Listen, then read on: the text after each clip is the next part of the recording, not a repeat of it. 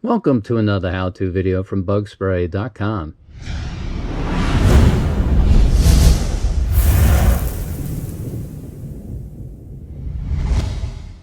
In this video, I'm going to go over the various features of the remote control so that you have an understanding of how they work and what to expect when you're actually using the unit.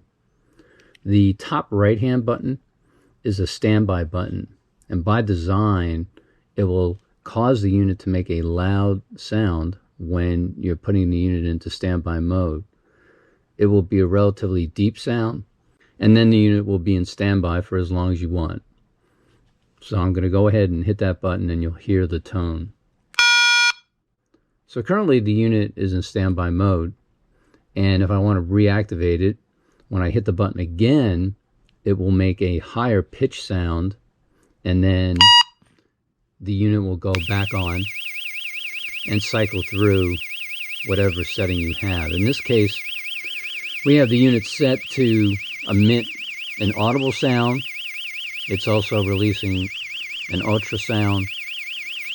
It's also going to have the red light on, which is a scary feature that animals from afar can see and perceive it to be a predator. And eventually, the strobe light will actually kick on. The strobe light doesn't run much in general. So, right now, with the unit on, let's say that I didn't like the sound that it uses for the standby button. Let's say that this sound right there is just too loud for how you want to use it. Well, I'm going to turn this back on, and then I'm going to show you how you can essentially shut the sound down without making the big noise. So let's go ahead and turn it back on, and then I'm going to hit the little lightning bolt, which is nothing but the strobe light.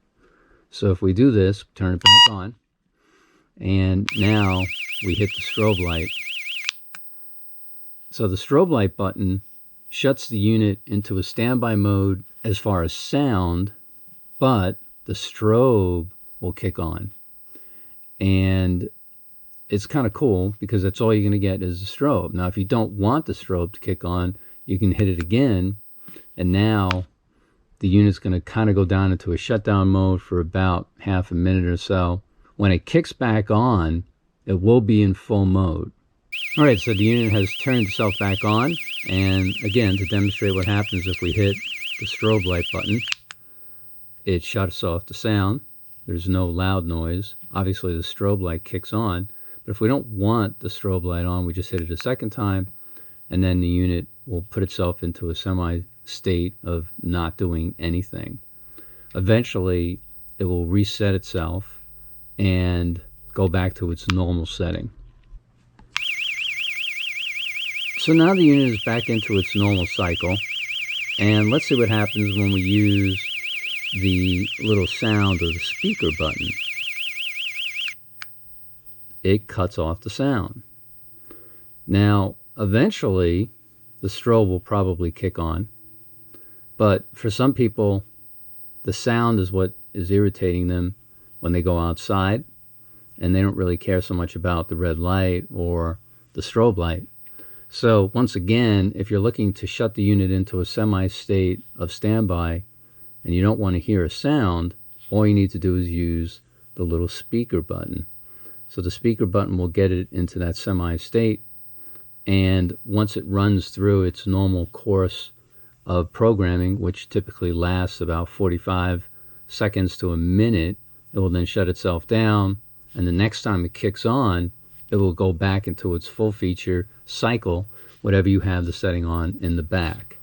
Now let's say that you have the unit out in the yard and you look outside and you see something that you don't like. Could be an animal, could be a person, maybe you want to play a joke on somebody. This little red button is what we call the alarm button, and it will essentially turn on all the features of the unit. So let's go ahead and hit this. Whether the unit is on or not, this will have an impact. So the immediate impact is that it's going to cause it to do all four functions at once. It's going to have it strobe, it's going to have it show the red light, and it's going to have it using ultrasound as well as the audible sound. Then it's going to kick off, because the alarm, or the red button, only lasts for about 10-20 seconds. Let's try it again. So we hit the alarm button, we're trying to scare somebody.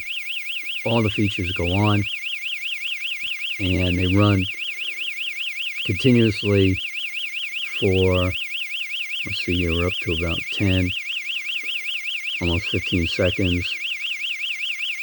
And then at about 20 seconds, it shuts itself off. Now, once it kicks back on, it will go back into the normal mode and whatever the settings are in the back.